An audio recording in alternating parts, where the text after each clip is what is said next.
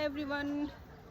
आज हामीहरू 4 जना दिदीबहिनी, 1 जना एब्सेन्स हुनुभएको छ, सबभन्दा ठुलो दिदी।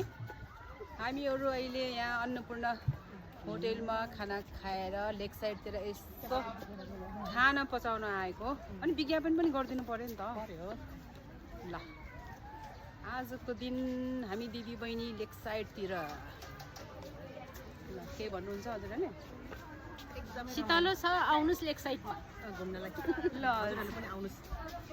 हेलो नमस्ते, हामी इन्जोइङ गरिरहेछ लेक साइडमा। तपाईहरु पनि आउनु होला सैटरडे इन्जोय गर्नलाई।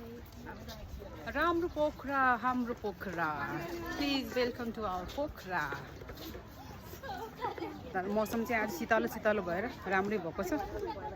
त्यो तालैभरि काइकिङ गर्नेहरू मान्छेहरूको होले हेर्नु त। हाम्रो नेपालको बीच भनेको यही हो, नेपालको बीच क्या। त्यही हो, देखायो। अब कति आयो देखाइसक्यो त्यता पनि। हामी देखाऊँ न आफ्नो दिदीहरूलाई। दिदीबहिनी लेक साइडमा आई भातै पस्दैन हामीलाई। हो त नि, खाना खायो हो पचाउनको लागि लेक साइड आउनु पर्यो। आउनुहोस्।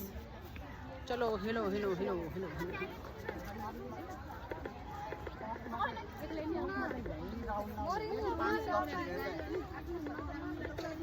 अहिले त बोटिङ भन्दा पनि धेरै, त्यो काइकिङ गर्ने मान्छेहरू धेरै रहेछ कि। छ्यापछ्यापै ताल भरेछ।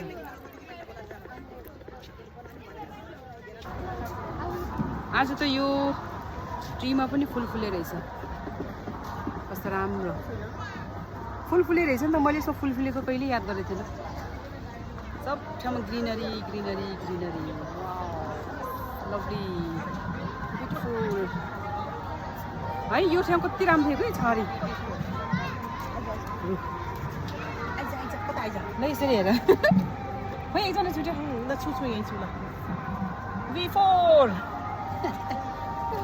-1 जना दिदी ठुल दिदी हराइयो। के भन्नु, सधैँ यस्तै हो कि, एउटा न एउटा त छुटिहाल्छ।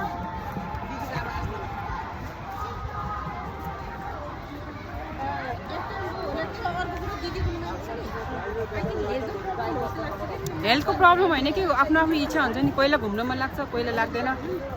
सो मेबी अब यो प्लान्ट पनि कति राम्रो थियो है। यो पनि कति राम्रो थियो। ए सेल्फी पोइन्ट यहाँ रहेछ नि त। ल सेल्फी पोइन्टतिर जाऊँ अब। सेल्फी पोइन्ट ल जाम अब खिचौँ न त फोटो त्यहाँ पनि।